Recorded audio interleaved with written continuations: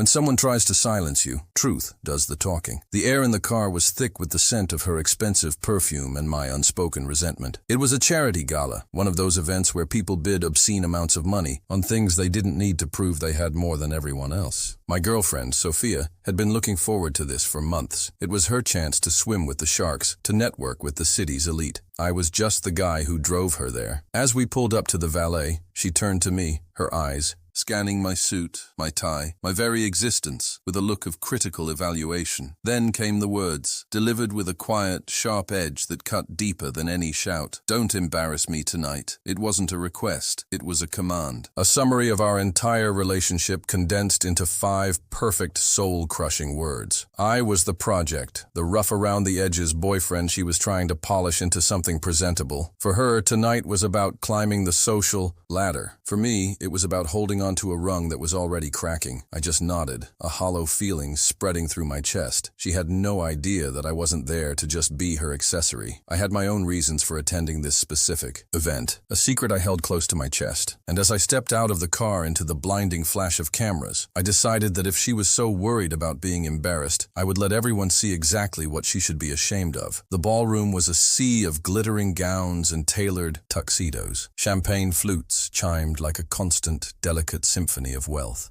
She was in her element, gliding through the crowd with a practiced grace, dragging me along like a reluctant child. Every introduction was the same. She'd offer my name, Ryan, as an afterthought. My connection to her left intentionally vague. I was just a presence, a shadow tethered to her radiance. We approached a circle lorded over by a man named Marcus Thorne, a real estate tycoon whose name was plastered on half the buildings in the city. She lit up, her voice shifting into a higher, more deferential pitch. She laughed a little too loudly at his stale jokes and agreed a little too eagerly with his pompous opinions on the global economy. At one point, he asked me what I did. Before I could answer, she jumped in. "Oh, he's in between things right now, finding his passion." The condescending pat on my arm that followed made my skin crawl. The group's attention drifted away from me as if I'd ceased to exist. I stood there, a ghost at the banquet, watching the woman I thought I loved perform a version of herself I barely recognized. She was so desperate to be one of them, to be accepted into this sterile world of performative charity and hollow prestige. Later, the main auction began. The auctioneer was a charismatic man,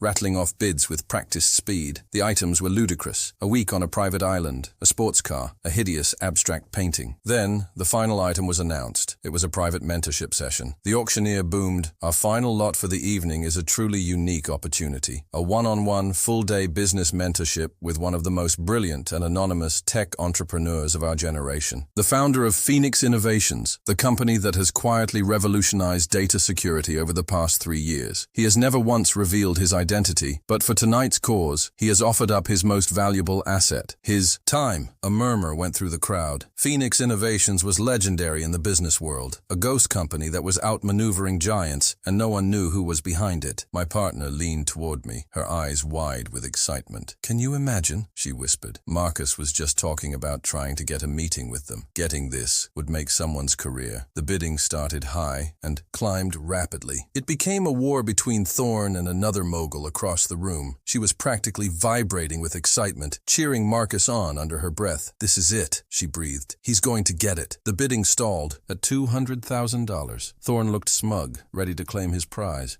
He even winked in her direction, and she blushed. I saw my entire future with her in that one sickening exchange, and I knew it was time. I discreetly pulled out my phone under the table. I sent a single text message to a number I knew by heart. "It's time. Change the final listing." On stage, the auctioneer's earpiece crackled. He paused, a confused look on his face. "Ladies and gentlemen, I'm just receiving an update from our anonymous benefactor." A hush fell over the room. It seems he's had a change of heart about the mentorship. A collective groan of disappointment filled the hall. Thorne looked furious. "Instead," the auctioneer continued, his voice regaining its boom, "he has decided to offer something far more valuable. He is offering a 10% stake in Phoenix Innovations itself." The room erupted. People shot to their feet. This wasn't charity anymore. It was the investment opportunity of a lifetime. The bidding didn't just resume, it exploded. The numbers became meaningless, a torrent of wealth being thrown at the stage. My girlfriend was aghast, her head whipping back and forth between the bidders. "Who is this person?" she kept muttering, completely mesmerized. The final bid landed at an astonishing $3 million,